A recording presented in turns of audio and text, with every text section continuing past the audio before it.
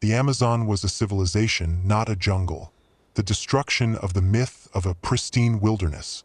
For centuries, the Amazon rainforest has been imagined as the ultimate symbol of untouched nature. In books, documentaries, and school lessons, it appears as an endless green ocean, hostile to civilization, resistant to order, and fundamentally separate from human history. This image is so deeply rooted that questioning it can feel almost heretical. The Amazon, we are told, was always a jungle, dense, wild, chaotic, a place where nature ruled and humans merely survived on its margins. Yet this vision is not ancient. It is surprisingly recent and, more importantly, profoundly misleading. When modern scientists first began to study the Amazon in detail, they assumed that the apparent absence of stone ruins meant the absence of civilization. Compared to the pyramids of Mesoamerica or the monumental cities of the Andes, the Amazon seemed silent. No temples rising above the canopy. No visible roads cutting through the forest. No written records carved into stone. From this silence, scholars drew a conclusion that would dominate academic thinking for most of the 20th century. The Amazon could never have supported large, complex societies. This conclusion felt logical within a European framework of civilization. Cities were expected to be made of stone. Agriculture was assumed to depend on fertile, naturally rich soils. Progress was imagined as domination over nature, not cooperation with it. By those standards, the Amazon failed every test. The soils appeared poor, its humidity destructive, its forests overwhelming. Civilization, it was believed, simply could not take root there. But this logic rested on a dangerous assumption: that civilization has only one possible form. What the Amazon lacked in stone, it compensated for in wood, earth, and knowledge. What it lacked in permanent monuments, it embedded directly into the landscape itself. Roads were not raised in marble but pressed into the soil. Cities were not designed to defy nature but to blend with it. Agriculture did not exhaust the land but transformed it slowly, deliberately, and permanently. The myth of the pristine jungle is not just a scientific mistake. It is a historical erasure. It suggests that before European arrival, the Amazon was empty or sparsely populated, waiting to be discovered. This idea conveniently supported colonial expansion, land seizure, and the dismissal of indigenous knowledge. If the land was untouched, then no one had truly owned it. If no civilization had existed, then nothing meaningful had been destroyed. However, early European accounts tell a very different story. The first explorers who traveled along the great rivers of the Amazon described densely populated shores, continuous settlements stretching for kilometers, and societies so organized that they rivaled those of Europe in scale, if not in form. They spoke of wide roads, managed forests, and agricultural abundance.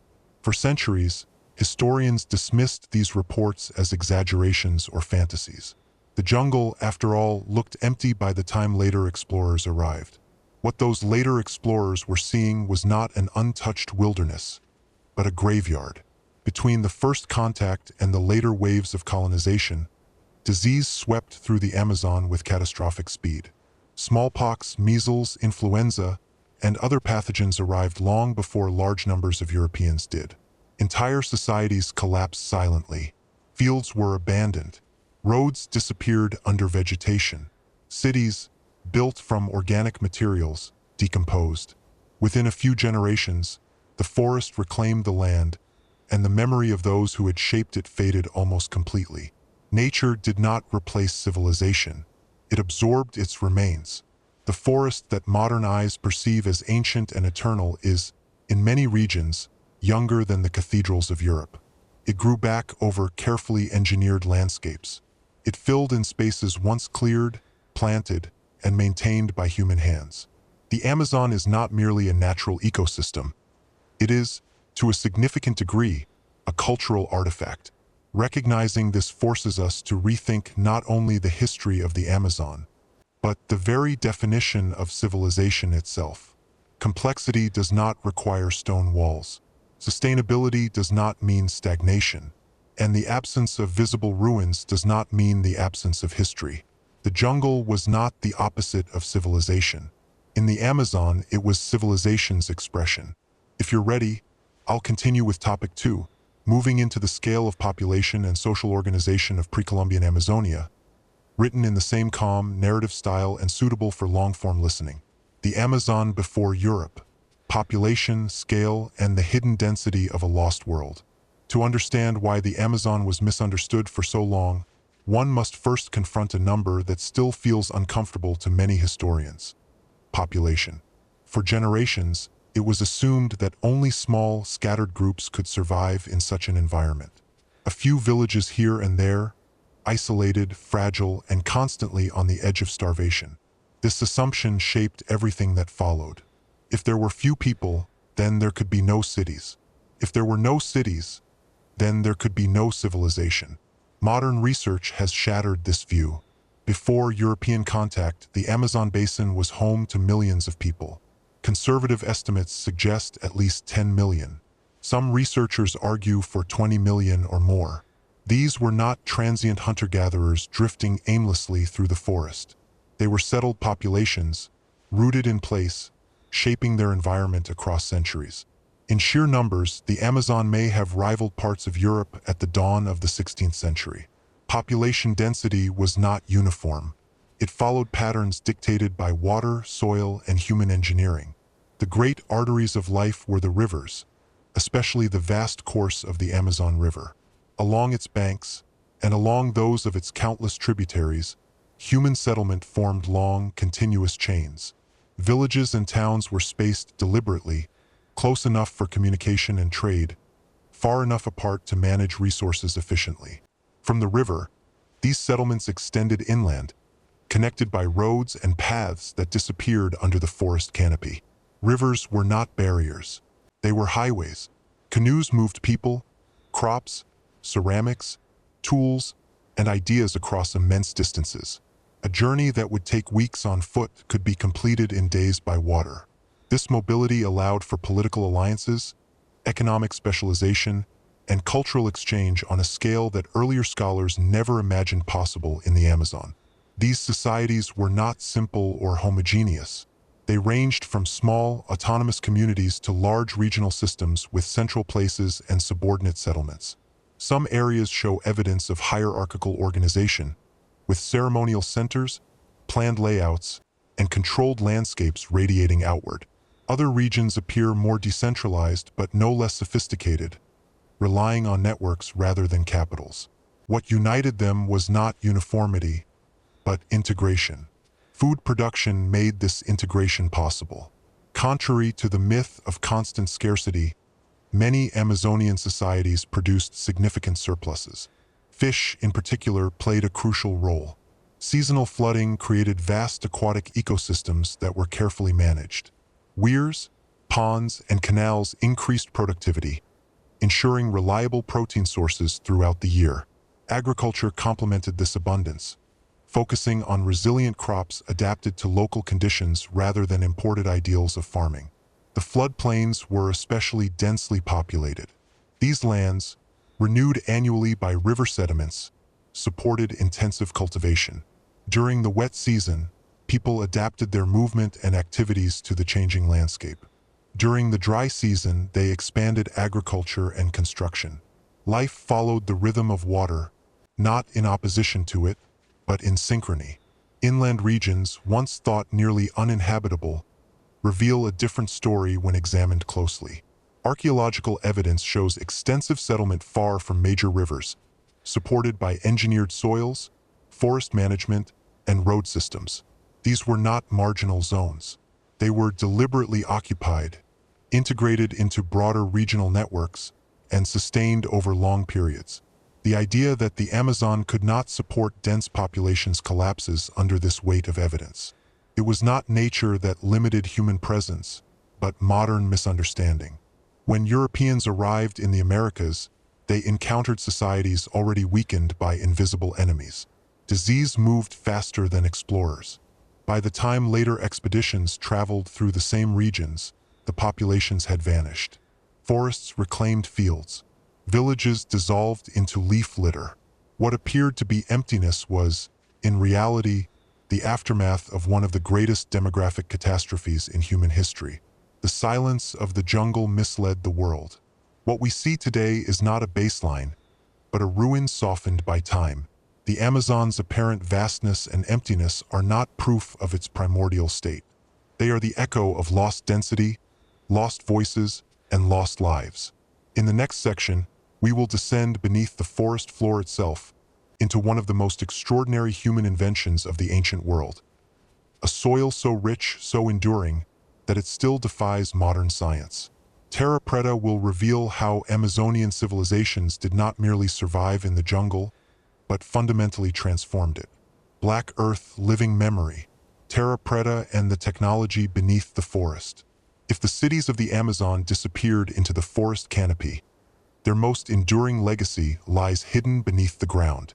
Long before satellites revealed ancient roads and plazas, long before archaeologists mapped settlement patterns, the soil itself was already telling a story. It was darker, richer, alive in a way that surrounding Earth was not. Local farmers had known this for generations. Scientists, however, were slow to listen. This soil is known today as Terra Preta, Black Earth. At first glance, it appears unremarkable. Yet its properties defy nearly everything we expect from tropical soils. While most Amazonian earth is thin, acidic, and quickly exhausted by cultivation, Terra Preta remains fertile for centuries. Crops grown on it thrive without artificial fertilizers. Even after decades of abandonment, it does not revert to sterility. It endures. Such persistence cannot be natural. Terra Preta is not an accident of geology or climate. It is a human creation, the result of deliberate, long-term engineering. Mixed into this dark soil are fragments of pottery, charcoal, food waste, bones, and organic matter accumulated slowly over generations. This was not slash-and-burn agriculture. It was not exploitation followed by abandonment. It was patient construction, guided by knowledge passed down over centuries. At the heart of Terra Preta lies charcoal, but not the kind produced by wildfires. This charcoal was made intentionally, under controlled conditions, creating a stable form of carbon that resists decomposition. When added to soil, it binds nutrients, supports microbial life, and prevents leaching during heavy rains. In effect, it turns fragile earth into a living battery, storing fertility instead of losing it. This alone would be impressive. But Terra Preta is more than a clever trick. It reflects a worldview. Creating such soil requires planning beyond a single lifetime. The benefits are gradual. The effort is constant. Those who began enriching the land would not live to see its full potential. Terra Preta is evidence of societies that thought in centuries, not seasons.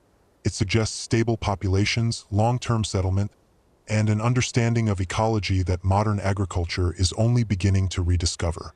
The scale of Terra Preta is as astonishing as its chemistry. These soils are not isolated patches. They cover vast areas, sometimes spanning dozens of hectares, often located near former settlements but also found deep inland. Their distribution mirrors patterns of ancient population density. Where people lived longest and most intensively, the land itself was transformed. This has profound implications. Terra Preta makes large populations possible in places previously assumed incapable of supporting them. It explains how cities could exist without exhausting their surroundings. It reveals that the Amazon was not a limiting environment, but a canvas. Modern science struggled at first to accept this. The idea that indigenous societies of the Amazon could create soil superior to those produced by industrial agriculture challenged deeply ingrained assumptions. For decades, Terra Preta was treated as a curiosity, an anomaly. Only recently has it been recognized as one of the most sophisticated examples of sustainable land management in human history. Ironically, the destruction of Amazonian civilizations preserved their soil. When populations collapsed due to disease and violence, Terra Preta fields were abandoned. The forest returned, but the soil remained. Today, farmers still seek out these dark patches, planting crops where ancient hands once worked the land. In doing so, they unknowingly follow paths laid down hundreds, sometimes thousands, of years ago. Terra Preta forces us to confront an uncomfortable truth. The environmental crisis we face today is not inevitable. There have been other ways of living with the land, ways that enriched rather than depleted, ways that embedded human presence into nature without erasing it. The Amazon was not sustained despite human intervention. In many places, it was sustained because of it. In the next section, we will rise again from the soil and return to the surface, to the cities themselves. Not the stone cities we expect, but vast urban landscapes made of earth and wood, carefully planned, deeply interconnected, and almost completely forgotten. Cities without stone. Urban life in a forest civilization. When most people imagine an ancient city, they picture stone. Walls, temples, ruins rising defiantly against time. By this measure, the Amazon seemed to offer nothing. For centuries, explorers and scholars searched for masonry and found only trees. From this absence, they concluded that cities had never existed here at all. This was not merely an error of evidence. It was an error of imagination. Amazonian cities were real, but they were built for a different world. Stone was rare and unnecessary. Wood was abundant. Earth was malleable. Architecture followed the logic of climate, materials, and sustainability rather than permanence. These cities were not meant to last forever as ruins.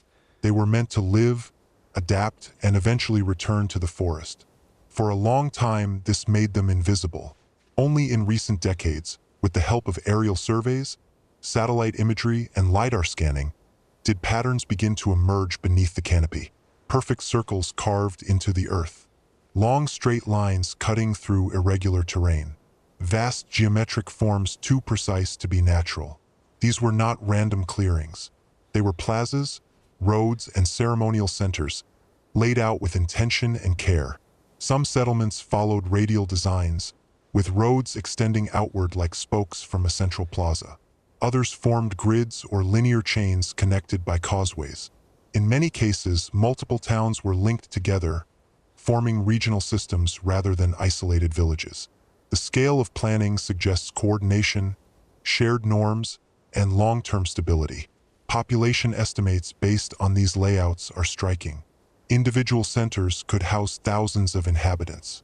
Entire regions may have supported hundreds of thousands. These were not temporary camps. They were permanent urban landscapes, maintained over generations. Life in these cities was deeply intertwined with the forest. Buildings were not isolated from nature but embedded within it. Trees provided shade. Gardens blended seamlessly into surrounding woodland. Waste was recycled into soil. The boundary between city and countryside was porous, almost non-existent. What modern observers see as wilderness was, in many places, a managed and inhabited environment. This integration was not accidental. It was the foundation of Amazonian urbanism. Cities were positioned to maximize access to resources while minimizing ecological stress. Roads connected communities without fragmenting the forest. Open spaces allowed for gatherings, rituals, and markets, reinforcing social cohesion. Construction favored materials that could be renewed, repaired, or replaced without scarring the land. When catastrophe struck, this same organic design ensured that little remained visible.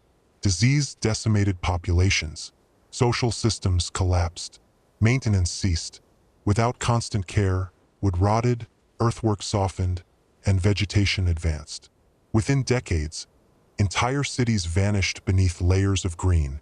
Later explorers passed through these areas and saw only forest. They assumed it had always been so. In reality, they were walking through the overgrown skeletons of urban worlds. The tragedy of Amazonian cities is not that they were fragile. It is that their strength lay in impermanence. They did not seek to dominate time. They sought to coexist with it. This made them resilient in life, but vulnerable in memory. Understanding these cities forces us to expand our definition of urban civilization. Stone is not a prerequisite for complexity. Visibility is not a measure of importance. A city can disappear physically and still have shaped its world profoundly. In the next section, we will follow the lines that connected these cities to one another. straight, deliberate paths cut through forest and floodplain alike, revealing a continent-spanning infrastructure that bound Amazonian societies into a single living system. Lines through the forest, roads, causeways, and the infrastructure of connection. Civilization is not only defined by where people live, but by how they move.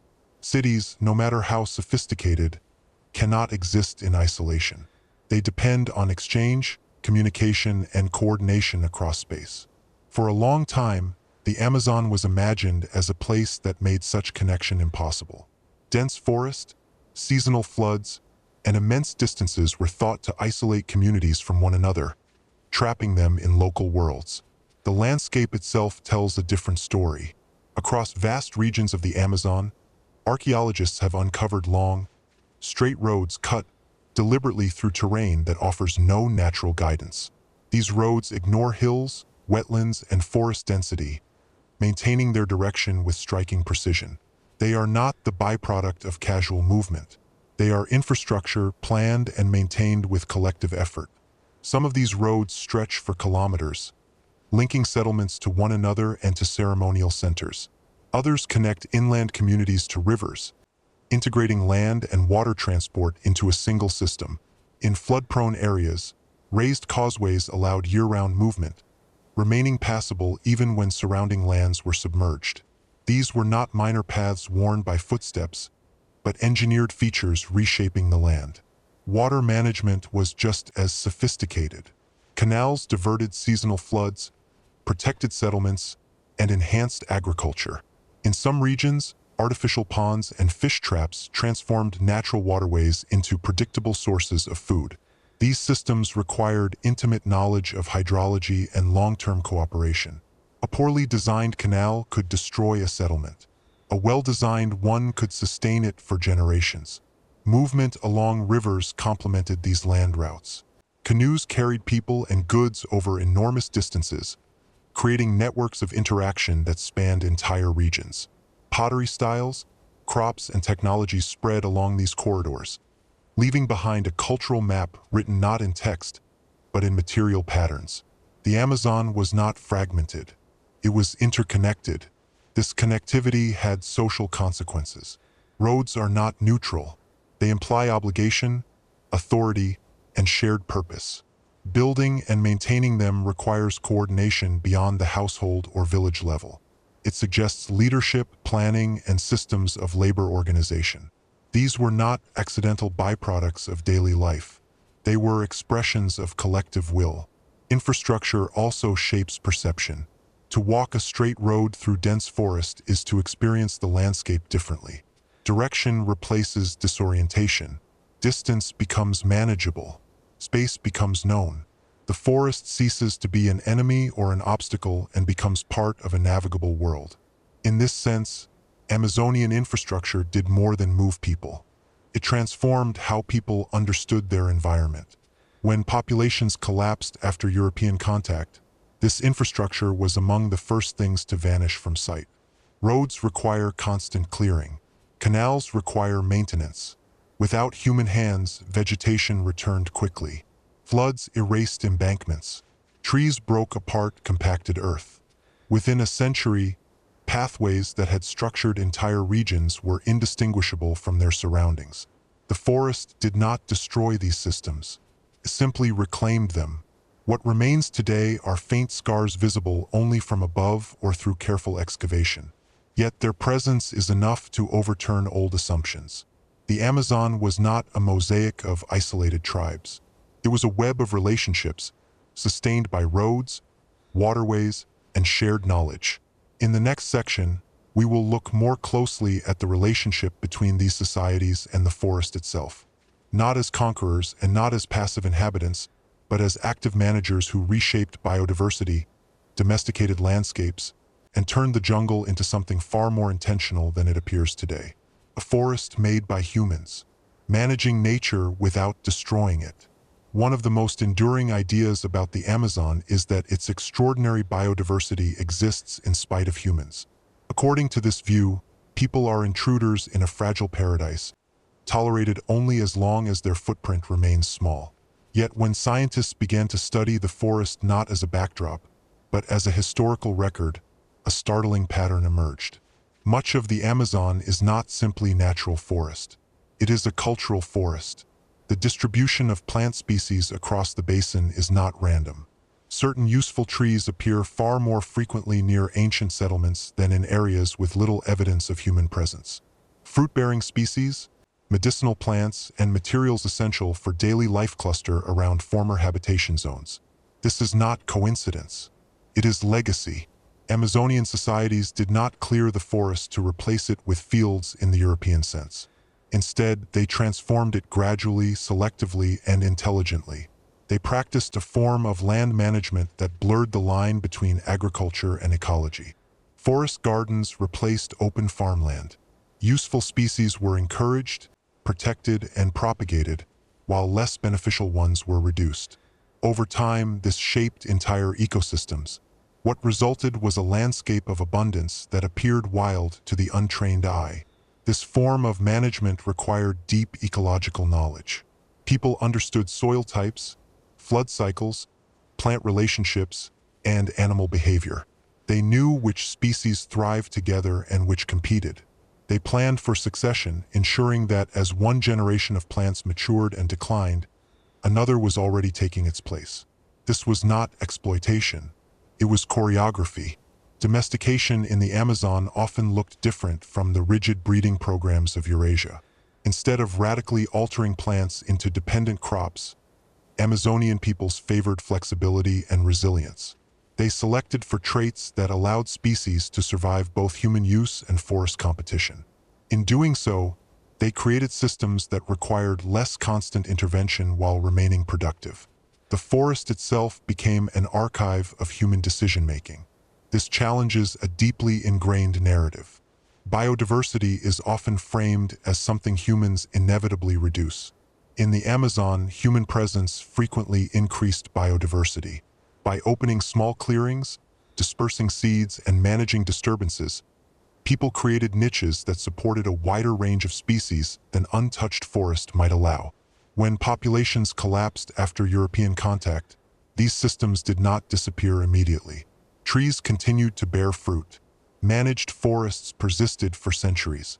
But without ongoing care, the balance shifted. Species once favored lost ground. Others expanded. The forest did not die, it changed. To later observers, this altered forest appeared ancient and untouched.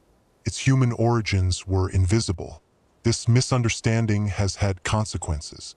Modern conservation efforts have often sought to exclude indigenous peoples, believing that protection requires absence.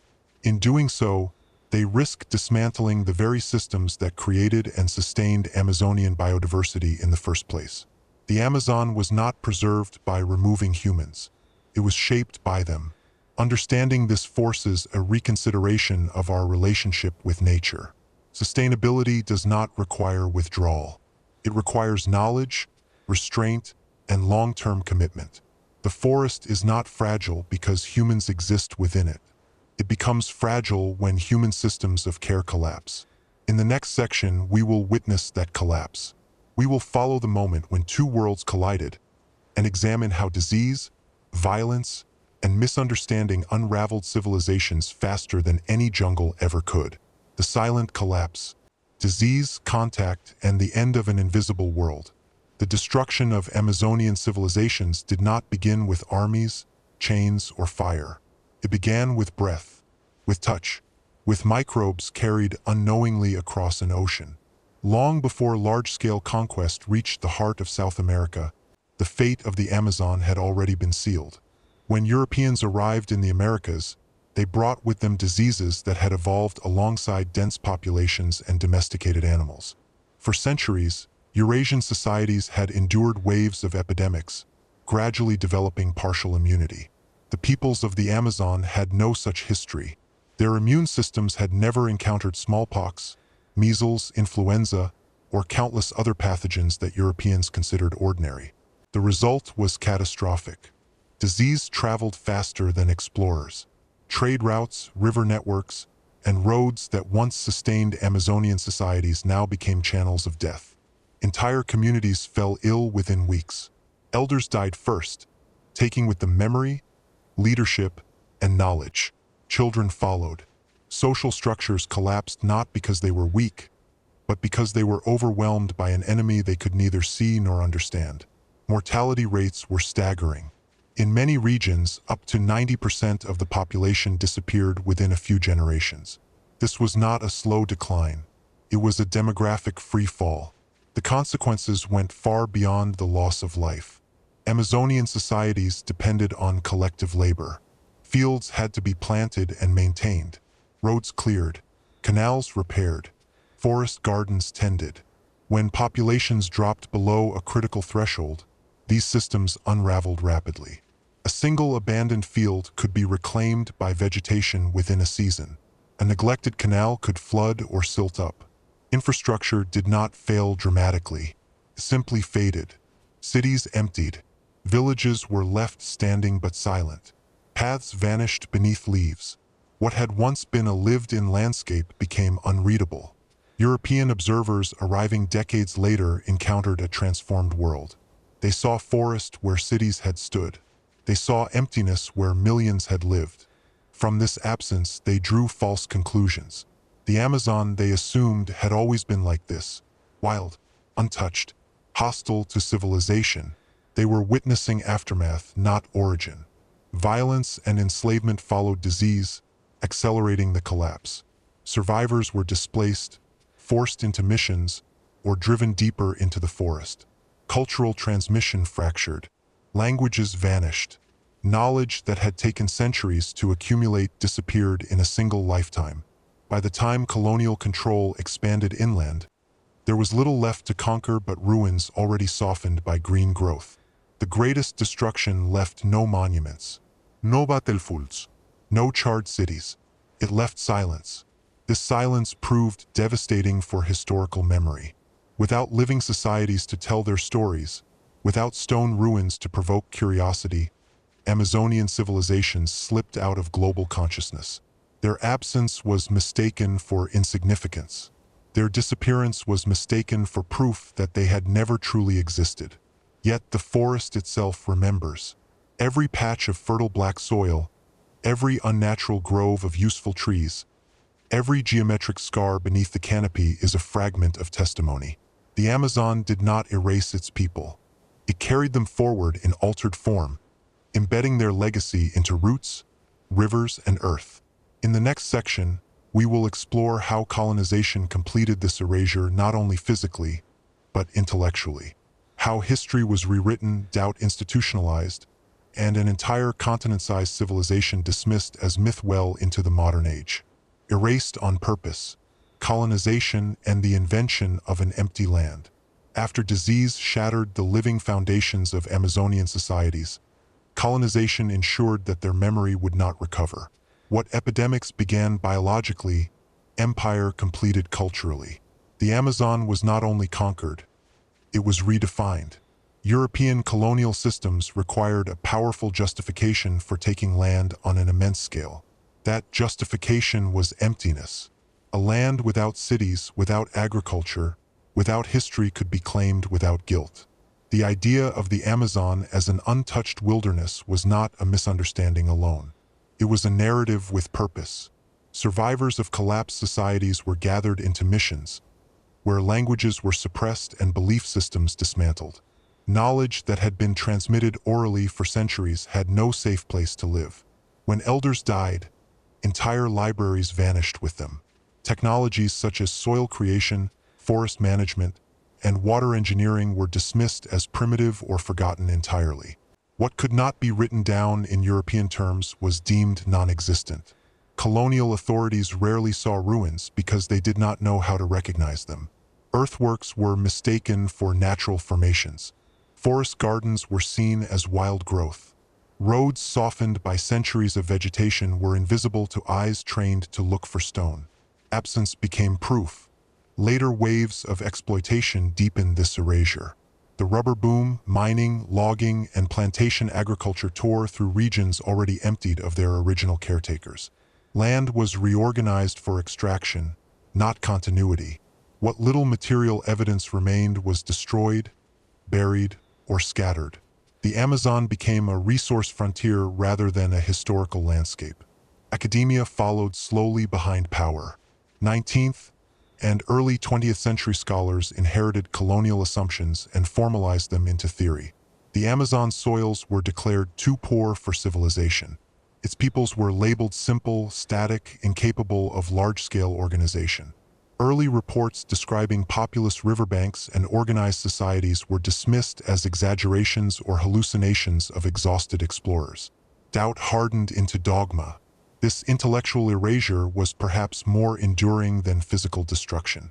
Once embedded in textbooks and institutions, it shaped generations of research. Excavations were not funded because nothing was expected to be found. Questions were not asked because answers were assumed. An entire field of possibility was closed off by certainty. Meanwhile, indigenous communities that survived were forced into the role of living fossils, portrayed as remnants of a timeless past rather than heirs to complex historical systems. Their knowledge was studied as curiosity, not as evidence of lost civilizations. They were seen as living outside history rather than carrying its fragments forward. Only toward the late 20th century did cracks begin to form in this narrative. Local farmers pointed repeatedly to fertile black soils that should not exist. Aerial photographs revealed shapes too precise to be natural. Oral traditions hinted at forgotten centers and old paths. Slowly, reluctantly, the idea of an empty Amazon began to fail. What replaced it was not just a new understanding of the past, but an uncomfortable recognition of responsibility. The Amazon was not misunderstood by accident. Its history was inconvenient. Acknowledging that vast, sustainable civilizations once thrived there forces us to confront what was lost, how it was lost, and who benefited from that loss. It challenges the moral foundations of colonization and the modern myths built upon it. In the next section, we will follow the turning point, the moment when technology, persistence, and a willingness to listen finally allowed the Amazon to speak again. And the lost cities began, slowly, to return to human awareness. The forest speaks again. Rediscovery, technology, and the return of a lost history. For most of modern history, the Amazon remained mute not because it had nothing to say, but because no one knew how to listen. The tools were wrong. The questions were wrong. The assumptions were wrong. What finally changed was not the forest, but the gaze directed at it. The turning point came quietly. Aerial photography revealed faint geometric shapes where randomness was expected. Straight lines appeared where erosion should have curved them away. Circles, squares, and vast patterns emerged only when seen from above, invisible at ground level and meaningless without context. At first, these findings were treated cautiously, even skeptically, but they kept appearing, again and again, across regions once believed to be untouched. Then came LiDAR. By sending pulses of light through the forest canopy and measuring what returned, researchers were suddenly able to strip away vegetation digitally and see the land beneath. What emerged was astonishing. Entire landscapes revealed themselves as planned spaces. Roads radiated outward with mathematical precision. Settlements clustered in deliberate arrangements. Causeways crossed wetlands. Earthworks traced designs too large to be accidental and too consistent to be isolated. The Amazon was no longer silent. It was speaking in geometry. Archaeologists began to realize that what they were uncovering was not a handful of anomalies, but fragments of a continental-scale pattern. Similar forms appeared thousands of kilometers apart. Different cultures, separated by distance and language, had converged on comparable solutions. This was not coincidence. It was convergence born of shared environmental understanding. Equally important was a shift in attitude. Scientists began to take indigenous knowledge seriously, not as folklore, but as historical data. Oral traditions that spoke of ancient paths, old clearings, and vanished centers suddenly aligned with what LiDAR revealed. Farmers who knew where the good soil lay were no longer dismissed as anecdotal. They were recognized as custodians of memory. This interdisciplinary approach transformed the field. Soil science confirmed the artificial nature of Terra Preta. Ecology demonstrated human influence on forest composition. Anthropology reinterpreted social complexity without imposing European models. Slowly, a new picture formed, one that did not require stone monuments to validate intelligence or organization. Resistance did not vanish overnight. Old paradigms rarely do. Some scholars continue to argue for minimal populations, localized development, or exceptional cases rather than widespread systems. But the evidence accumulated faster than doubt could keep up. Each new discovery made the old narrative harder to defend. What emerged was not just a correction, but a revelation. The Amazon was not a blank space waiting for history. It was a palimpsest, layers of human presence written, erased, and written over again by forest growth and collapse. To read it required patience, humility, and a willingness to accept that civilization can take forms radically different from those we expect. This rediscovery carries weight beyond archaeology. It forces a reconsideration of modern choices. If complex societies once thrived here without destroying the ecosystem, then environmental devastation is not destiny. It is decision. The past becomes a mirror, reflecting both what was possible and what was lost. In the final section, we will turn from history to consequence. We will ask why this rediscovered Amazon matters now, what it can teach a world facing ecological crisis, and whether the wisdom embedded in forgotten soils and forests can still shape the future. Lessons written in soil and forest. Why the lost Amazon matters now. The rediscovery of Amazonian civilizations is not merely an academic triumph. It arrives at a moment when the modern world is searching desperately for alternatives. Climate change, soil degradation, biodiversity loss, and ecological collapse are no longer distant threats. They are lived realities. In this context, the Amazon's past stops being history and becomes instruction. Modern industrial society operates on a logic of extraction. Soil is treated as a substrate to be consumed and replaced. Forests are obstacles to productivity.